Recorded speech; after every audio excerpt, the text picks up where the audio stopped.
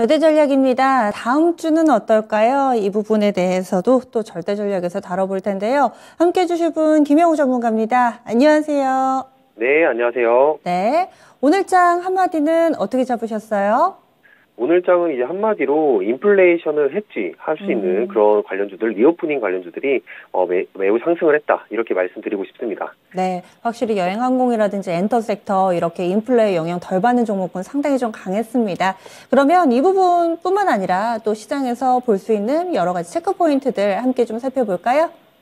네, 지금 현재 러시아 우크라이나 사태가 장기화 우려에 따르면서 에너지 관련주들도 수급을 받고 있었지만 이에 관련해서 이제 대선 정책주와 맞물려서 리오프닝 관련주들이 가고 있다 이렇게 볼 수가 있습니다.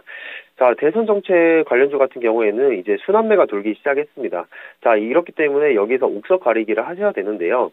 자, 이러한 부분에서 한 가지 말씀드리고 싶은 부분은 이제는 더 이상 인맥주는 보시면 안 된다. 물론 인맥주들이 단기적인 급등을 보여줄 수 있겠지만 이러한 부분들에서 투자금을 잃을 수 있는 가장 위험한 행동이기 때문에 인맥주는 조금 제외를 하시고 보시길 바라겠고요. 이제부터 대선 정책에서 드라이브를 받을 수 있는 종목들을 매수를 하셔야 되는데 그러한 관련주들로 이제 건설, 건자재 쪽을 지금 보고 있고요.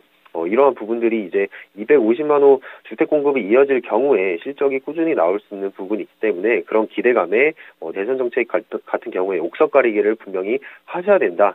이 말씀을 다시 한번 드리고 싶습니다.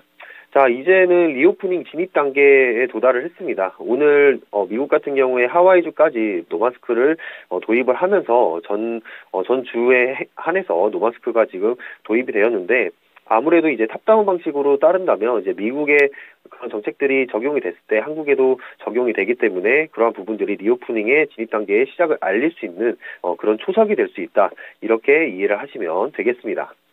네. 그래서 리오프닝 쪽을 체크를 해주셨고요. 그리고 우크라이나, 대선 이렇게 세 가지로 체크 포인트를 잡아봤습니다. 그러면 다음 주에는 주요 증시 일정들 어떤 게 있을까요?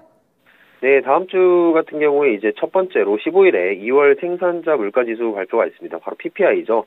자, 한국 시간으로 15일 오후 9시 30분에 이제 시작을 하는데, 자, 바로 FOMC 직전에 발표되는 그런 지표인 만큼 좀 주목해서 봐야 될 필요가 있고요. 자, 생산자 물가지수 같은 경우에는 대표적인 이제 인플레이션 지표죠. 인플레이션 지표이기 때문에 FRB의 그런 정책 금리 결정에 영향을 미치는 중요한 역할을 하고 있습니다. 그런 만큼 이제 생산자 물가지수의 변동폭에 대해서 분명히 체크를 하셔야 되고요.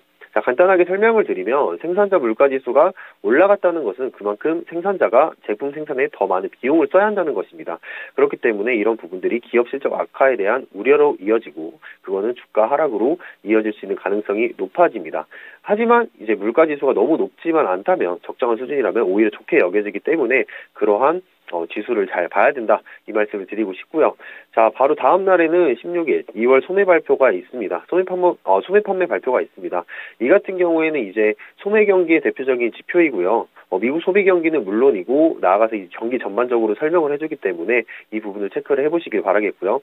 그것보다 이제 더 중요한 것이 같은 날에 있죠. 바로 미국의 FOMC 회의가 발표가 됩니다.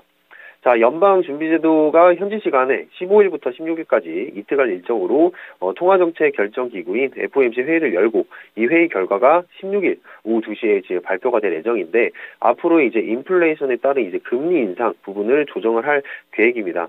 제가 지금 보고 있는 바로는 지금 연준의 이제 블랙아웃 기간을 포함한다면 중립 또는 금리 인상이 좀 유력해 보이고요. 그러한 부분들이 영향을 받는다면 바로 조정장이 한국 증시에도 예상을 하고 있습니다.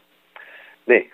네. 그래서 FOMC에 상당히 좀 비중을 둬서 이야기를 해주셨는데, 그리고 소비자 물가 지수도 예상치를 뛰어넘기는 했지만 오늘 시장에는 큰 영향은 없었어요. 다음 주에는 생산자 물가 지수 나온다. 이렇게 일정을 좀 봤습니다. 투자자분들은 다음 주에 어떤 점을 좀 집중해서 봐야 될까요? 자, 우선은 우크라이나와 러시아의 사태 이후로 지금 코스피 같은 경우 2600에서 2700선 사이를 횡보하는 구간을 지금 보여주고 있습니다. 따라서 지금 코스피 같은 경우 2600선을 지지하는지 이런 여부가 다시 한번 중요하겠고요. 이 심리적인 지표 2600선을 무너뜨린다면 이런 부분들이 투심 악화로 이어지기 때문에 이런 부분들을 체크를 잘 하셔야겠고요. 자, 두 번째로는 이제 인플레이션 그리고 FOMC에 대해서 주목을 해봐야겠죠. 자, 인플레이션이 지금 과하게 진행이 되고 있기 때문에 물론 연준에서도 금리 인상에 대한 그런 금리 인상에 대한 부담감은 좀 있을 것입니다. 그렇기 때문에 중립 또는 금리 인상을 할 건데 제가 봤을 때 이제 중립 쪽으로 가지 않을까 이렇게 조심스럽게 말씀을 드려보고요. FOMC에서 금리 인상을 좀 늦춘다면 아무래도 인플레이션에 대한 해지가 되는 부분이 있기 때문에 이러한 부분들은 국내 증시에도 아무래도 한숨 돌릴 수 있는 그런 포인트가 될 수가 있겠습니다. 자, 마지막으로 이제 제가 강조드렸던 리오프닝이죠. 리오프닝 같은 경우에는 실적주를 위주로 계속해서 매수를 하셔야 되는데요. 지금 현재 리오프닝에 대한 수급이 이미 들어오고 있고 그러한 관련주 오늘 같은 경우에 화장품 관련주라든지 항공여행 같은 경우에는 이제 유가가 하락하는 부분에 있어서 그런 수혜를 받아서 올라간 부분이 있는데 지금 어떻게 보면은 고점에 있는 그런 종목들도 있기 때문에 아직 올라가지 않은 실적주 위주로 포인트를 잡아서 매수를 하시는 거를 추천을 드리도록 하겠습니다. 네, 지수는 2600선 지지 여부 체크하자 이렇게 얘기를 해주셨는데 전문가님 시각에서는 지지가 좀 될 것 같으세요? 아니면은 일시적으로나마 이탈할 만한 가능성도 좀 열어둬야 된다라는 의견이세요?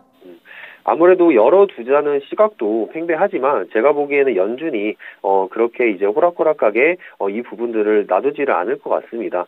자, FOMC가 열렸을 때 금리 인상에 대한 부분을 함부로 이렇게 올릴 수가 없는 부분이라고 저는 예상을 하고요. 그렇기 때문에 이거에 대한 영향을 받아서 코스피도 2600선을 지지하는 쪽으로 가지 않을까 이렇게 예상을 합니다. 어느 정도 지지는 될 거다라는 의견이시네요. 그러면은요, 전략은 어떻게 세워야 될까요? 자, 전략은 이제 FOMC도 앞에 있지만 이 부분들을 관망을 하면서 리오프닝 테마 이제 주목을 해야 된다. 이렇게 말씀을 드리고 싶습니다. 바로 이 FOMC에 대한 금리 인상 그리고 인플레이션에 대해서 해지를 할 수 있는 바로 그 섹터가 리오프닝이라고 보고 있습니다. 자, 대선 정책과 관련해서 이렇게 흐름을 말씀을 드리면요. 지금 현재 오늘 원전 같은 경우도 장 후반에 가면 갈수록 강화가 되는 모습을 보였죠. 자, 그렇다면 그 다음에 올 수 있는 게 뭔가 바로 수주가 이어질 수 있는 바로 건설주에 주목을 해봐야 됩니다.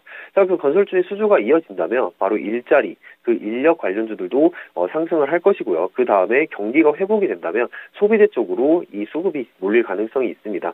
자, 이렇게 말씀드리는 이유는 전체적인 시장의 흐름을 이해를 하셔야 다음 내가 투자해야 될 섹터가 어딘가, 종목이 어딘가 이렇게 이해를 하실 수 있기 때문에 이 포인트 잡아드렸고요.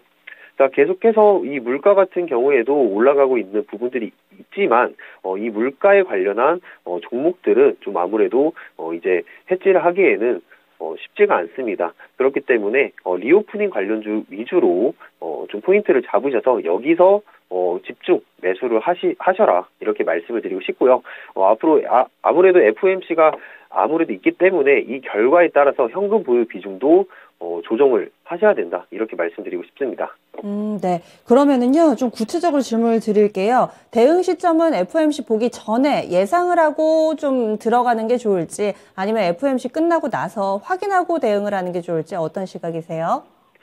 자, 제가 말씀드린 이제 리오프닝 테마주, 섹터주 같은 경우에는 FOMC에 그렇게 크게 영향을 받을 수 있는 종목은 섹터는 아니라고 생각합니다.